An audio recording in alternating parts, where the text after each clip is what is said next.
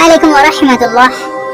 আমাদের মধ্যে প্রায় সকলে ব্ল্যাক ম্যাজিক বা জাদুটোনা সম্পর্কে জ্ঞাত আছে। সেখানে আমরা হয় শিক্ষিত অথবা মূর্খ, আমাদের নিজের জন্য অথবা অন্যজনের। এর চক্করে আমরা সকলে পড়ে যাই। মানে এক কথায় আমরা এখানে জেনে অথবা না জেনে ফেঁসে যাই। কিন্তু আসলে জাদু কেমন হয়ে থাকে আর সেটিকে কিভাবে চেক করা যাবে? আপনি কোনো মৌলভী সাহেবের কাছে গেলে তিনি বলে দেবেন যে আপনার উপর জাদুর আসর আছে, আর যার পর সে আপনার কাছ থেকে 10 কিংবা 20,000 এমনিতে ঝেড়ে দেবে। আর আপনাকে বলে দিল যে জাদু কেটে গিয়েছে, আর আপনিও বুঝে গেলেন যে জাদু কেটে গেল। এমন ভাবে সবকিছু হয়ে যায় না, এর একটা কমপ্লিট প্রসেস আছে। তো আজকের এই ভিডিওতে আমরা আপনাদেরকে জাদুর সঙ্গে জুড়ে থাকা কিছু এমন গোপন কথা জানাবো যা আপনাদেরকে এর আগে ফ্রি পয়সাতে কেউই জানায়নি। আর এর জন্য আপনাদেরকে কারোর কাছে যাওয়ার প্রয়োজন নেই। শুধুমাত্র আপনি আল্লাহর একটি পবিত্র নাম 33 বার পড়ে শুয়ে যাবেন। আর যারপর আপনাদেরকে 5টি এমন স্বপ্ন জানাবো, যদি আপনি আল্লাহর এই পবিত্র নামকে পড়ে শুয়ে যান, আর যে 5 স্বপ্ন আপনাদেরকে জানাবো তার মধ্যে যদি একটি স্বপ্ন আপনার কাছে চলে আসে, তাহলে বুঝে যাবেন আপনার উপর জাদুর আসর আছে। আর যদি এই স্বপ্ন না আসে, তাহলে কোনো কারোর কথা শোনার প্রয়োজন নেই, আপনি একেবারে নিশ্চিন্ত থাকতে পারেন। কেননা জাদু আছে কি না সেটিকে চেক করার 100% সঠিক পদ্ধতি এটি, যেটি আল্লাহর এই মুবারক নাম দ্বারা শুরু করতে হবে। যদি জাদু থাকে তাহলে এই 5টি স্বপ্নের মধ্যে একটি স্বপ্ন আপনার কাছে অবশ্যই আসবে, আর যদি জাদু না থাকে তাহলে এর মধ্যে একটি স্বপ্ন আপনার কাছে আসবে না। আর যারপর আপনি আপনার মাথা থেকে এই চিন্তাধারা পরিষ্কার করে ঝেড়ে ফেলবেন। এটিকে একদিনে চেক করতে পারবেন। আর এরপর যদি আপনার উপর জাদুর আসর কিংবা জাদু থেকে যায়, তাহলে সেটিকে কাটানোর আমল আপনাদেরকে জানিয়ে দেব। আর এর সঙ্গে সঙ্গে কিছু গুরুত্বপূর্ণ স্বপ্নের ব্যাখ্যা আপনাদেরকে জানিয়ে দেব, যেগুলো আমরা প্রায় সকলে বেশি ভালো দেখে থাকি। তো সেই জন্য আপনি ভিডিওটিকে মনোযোগ সহকারে অবশ্যই দেখুন। আর হ্যাঁ, সেই সঙ্গে ভিডিওটিতে একটি ছোট লাইক করে দেবেন। আমরা যখন রাতের বেলায় বিছানায় ঘুমাতে যাই, তখন সকলেই আল্লাহর কাছে তওবা করে ঘুমাতে যাব। আর তওবা করে শোয়ার প্রয়োজন, কেননা কে জানে কখন মৃত্যু চলে আসবে। কমপক্ষে মৃত্যুর আগে তওবা তো করে নিতে পারবো। দিনে আমরা কতটা খারাপ কাজ করে থাকি, এত বেশি আল্লাহর অবাধ্য হয়ে থাকি যে সেই জন্য প্রত্যেক রাতে একবার তওবা অবশ্যই করে নেওয়া প্রয়োজন। তো এবার আপনাকে করতে হবে কি, আপনাকে রাতে শোয়ার সময় শুধুমাত্র 33 বার ইয়া মুমিতু ইয়া মুমিতু ইয়া মুমিতু, এটি একটি আল্লাহর পবিত্র নাম, যেটিকে পড়ে আপনি আপনার বুকে দম করে শুয়ে পড়বেন। যারপর আপনাকে আর কিছুই করতে হবে না। এবার শুধুমাত্র আপনি এটি চেক করবেন যে আপনার কাছে এই 5 স্বপ্নের মধ্যে কোনো স্বপ্ন আসছে কিনা, যে স্বপ্নগুলো আপনাদেরকে জানাতে চলেছে। খুব ভালো করে খেয়াল করুন, যদি জাদু হয় তাহলে এর মধ্যে একটি স্বপ্ন অবশ্যই আপনার কাছে আসবে। নাম্বার 1, স্বপ্নতে কালো কুকুরের পিছু করা। যদি আপনার স্বপ্নতে এমনই চলে আসে, তাহলে তার যে কোনো তাবির করে নিতে পারেন। কিন্তু যদি এই ইয়া মুমিতুকে 33 বার পড়ার পর এই স্বপ্ন আসে, মানে স্বপ্নতে কালো কুকুর আপনার পিছু করছে, তাহলে বুঝে যাবেন আপনার পিছনে শত্রু পড়ে আছে আর আপনার পিছনে জাদু করার চেষ্টা করছে। যদি আপনি এই স্বপ্ন দেখে থাকেন, তাহলে আপনার সঠিক চিকিৎসার প্রয়োজন আছে। নাম্বার 2, স্বপ্নতে কালো সাপে কেটে নেওয়া। আপনারা বলবেন সাপ তো সব কালো হয়ে থাকে, কিন্তু আপনাদেরকে জানিয়ে রাখি যে কোবরা সাপকে কালো সাপও বলা হয়। যদি আপনি দেখেন যে কালো সাপ আপনাকে কাটছে, তাহলে বুঝে যাবেন আপনার উপর জাদুর আসর আছে। যদি সাধারণভাবে স্বপ্ন দেখেন, তাহলে তার তাবির আলাদা হবে। কিন্তু যদি ইয়া মুমিতুকে পড়ার পর কালো সাপে কেটে থাকে, তাহলে আপনি বুঝে যাবেন আপনার উপরে কেউ জাদুর প্রভাব খাটাতে চাইছে, আর হতে পারে আপনার উপর জাদু হয়েও গিয়েছে। 3 নম্বর স্বপ্ন হলো মাটিকে ফেটে যেতে দেখা। যদি আপনারা এই পবিত্র নামকে বুকে দম করে শুয়ে থাকেন, অথচ আপনি কালো কুকুরের পিছু করতে দেখেননি, সাপকে কাটতেও দেখেননি, কিন্তু এই জমিনকে ফেটে যাওয়া দেখতে পাচ্ছেন, তাহলে এর মানে হলো আপনার উপর জাদুর প্রভাব পড়ে গিয়েছে। নাম্বার 4, মাথার উপর কালো কাক ঘোরাঘুরি করতে দেখলে। আপনি কোথাও শুয়ে আছেন অথবা বসে আছেন, আর আকাশের উপরে দেখছেন যে কালো কাক স্বপ্নের মধ্যে আপনার চারদিকে ঘোরাঘুরি করছে এবং তারা কাকা করছে, তাহলে এর মানে হলো আপনার উপর জাদুর আসর শুরু হয়ে গিয়েছে। এবার সর্বশেষ স্বপ্নকে ভালো করে শুনুন, এরপর আপনাদেরকে এর চিকিৎসাও জানিয়ে দেবো ইনশাআল্লাহ, যারপর আপনার দোয়াতে আমাকে অবশ্যই মনে রাখবেন। 5 নম্বর হলো কোন ফকিরকে গালি দেওয়া অথবা মারধর করা। যদি আপনারা এই পবিত্র নামকে 33 বার পড়ার পর এই স্বপ্ন দেখেন যে আপনার ঘরে অথবা রাস্তাতে কোনো ফকিরকে দেখতে পাচ্ছেন আর তাকে গালি দিচ্ছেন অথবা মার দিয়েছেন, তাহলে বুঝতে পারবেন আপনার উপর জাদুর আসর হয়ে গিয়েছে। তো এই সেই 5টি স্বপ্ন যাদের উপর জাদুর আসর হয়ে গিয়েছে তাদের জন্য।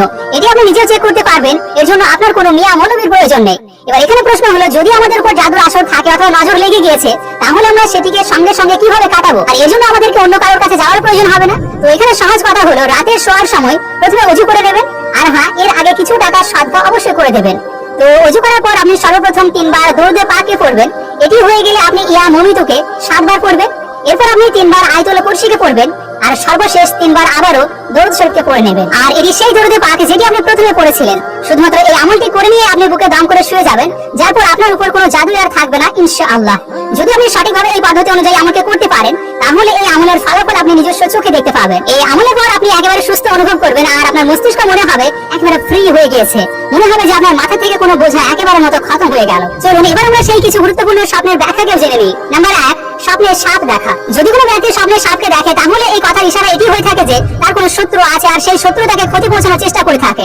যদি সাপ আপনাকে কেটে দেয়, তাহলে এই কথার অর্থ হলো আপনার শত্রু আপনাকে ক্ষতি পৌঁছাবে। যদি আপনি সাপকে তাড়িয়ে দিতে পারেন, তাহলে এই কথার অর্থ হলো আপনি সেই শত্রু থেকে মুক্তি পেয়ে যাবেন। আর যদি আপনি দেখেন যে আপনি সাপের সঙ্গে লড়াই করছেন, তাহলে এর মানে হলো আপনি আপনার শত্রুর সঙ্গে ঝগড়া করবেন। যদি আপনি দেখেন সাপকে কোনো অন্য ব্যক্তি মেরে ফেলেছে, তাহলে এই কথার অর্থ হলো আপনার শত্রু অন্য কোনো ব্যক্তির হাতে শেষ হবে। নাম্বার 2, আগুনকে দেখা। যদি কোনো ব্যক্তি স্বপ্নে আগুনকে দেখে এবং সেই আগুন দাউ দাউ করে জ্বলছে, তাহলে তাহলে সেই ব্যক্তির জ্বর আসবে এবং সেই জ্বর থেকে সে অসুস্থ হয়ে যাবে। যদি কোনো ব্যক্তি এটি দেখে যে কোনো ব্যক্তি তাকে আগুনে ধাক্কা দিয়ে ফেলে দিচ্ছে, তাহলে তার উপর জুলুম করা হবে। যদি সেই আগুন তাকে জ্বালাতে পারে তাহলে ঠিক ততটাই ক্ষতি তার জীবনেও নেমে আসবে। নাম্বার 3, মৃত্যু দেখা। যদি কোনো ব্যক্তি স্বপ্নে দেখে যে তার নিজের মৃত্যু হয়ে গিয়েছে এবং তার মৃত্যুকে সামনে নিয়ে তার আত্মীয় স্বজনরা কান্না করছে, তাহলে তার দিনের রাস্তাতে ফ্যাসাদ লেগে আছে। সেই জন্য তার নিজের দিনকে ভালো করে ইসলাহ করা দরকার। কোনো ব্যক্তি যদি দেখে যে তার মৃত্যুর পর জানাজাতে অধিক সংখ্যায় মানুষ এসেছে, তাহলে সে যেন এটি ভেবে নেয় যে তার ব্যক্তিত্বে বুজুর্গের আলামত জুড়ে আছে। যদি কোনো ব্যক্তি দেখে যে সে স্বপ্নতে মারা গিয়েছিল তারপর আবার পুনরায় বেঁচে ফিরে এসেছে, তাহলে এর অর্থ হলো সে জীবনে তওবা করে নেবে আর তারপর সঠিক রাস্তাতে ফিরে আসবে, অথবা সে দীর্ঘায়ু হবে। নাম্বার 4, স্বপ্নতে সহবাস করা। যদি কোনো ব্যক্তি এটি দেখে যে তার বিবির সঙ্গে সহবাস করছে, অথবা কোনো বিবি দেখে যে তার স্বামীর সঙ্গে সহবাস করছে, তাহলে এটির অর্থ এটি যে তাদের কোনো ইচ্ছা অথবা কোনো আশা সেটি সম্পূর্ণ হতে যাচ্ছে। যদি কোনো ব্যক্তি দেখে যে সে কোনো পরপুরুষ কিংবা পর নারীর সঙ্গে সহবাস করছে, তাহলে সেটি সহবাস নয়, সেটা হলো জিনা, আর সেটি না জায়েজ। কেননা সহবাস শুধুমাত্র স্বামী এবং স্ত্রীর মধ্যে হয়ে থাকে, আর এখানে অন্য পরপুরুষ কিংবা পর নারীর সঙ্গে সহবাস করার কোনো ব্যাখ্যাও আসেনি।